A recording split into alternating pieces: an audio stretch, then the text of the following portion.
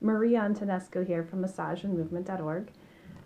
A little video on how to massage your anus to help with hemorrhoids after birth. And I say after birth because a lot of times hemorrhoids are actually basically a varicose vein due to liver issues, so liver congestion. So for typical hemorrhoids, not after birth, it's more like castor oil packs, making sure you're hydrated, maybe making homemade electrolyte drinks, taking down chemical inputs that your liver would have to process, like smelly detergents and smelly soaps, things like that, to help your liver be able to clear itself out and not end up with a backed up portal vein, which then equals hemorrhoid.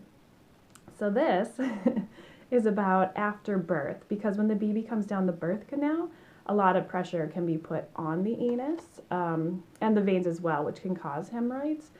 And so the anal sphincters can basically get little knots in them, and that's what we'll be looking for.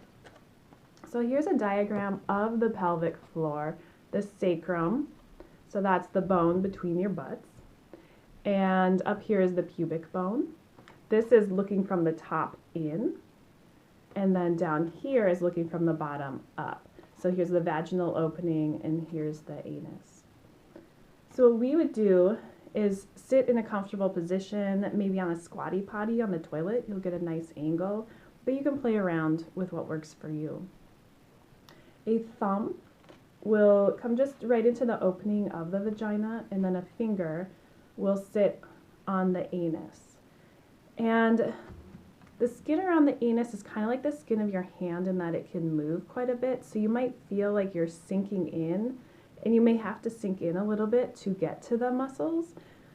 And don't worry, you may need to do that. So just allow it. Excuse me. And if, say you have like fecal incontinence, possibly the first sphincter you get to will be open, and then it's the second sphincter in that really needs to be massaged, and then you can come out and massage the more outer sphincter. So really follow your intuition. Nothing should hurt, and if this is really hard for you to do for some reason, maybe don't do it right then. Maybe talk to yourself about it first and prepare yourself. So again, thumb is lightly hooked into the vagina. This finger comes, sits on the anus, and now I'll use my finger. So this thumb's in the vagina, and it's kind of like squeezing them together.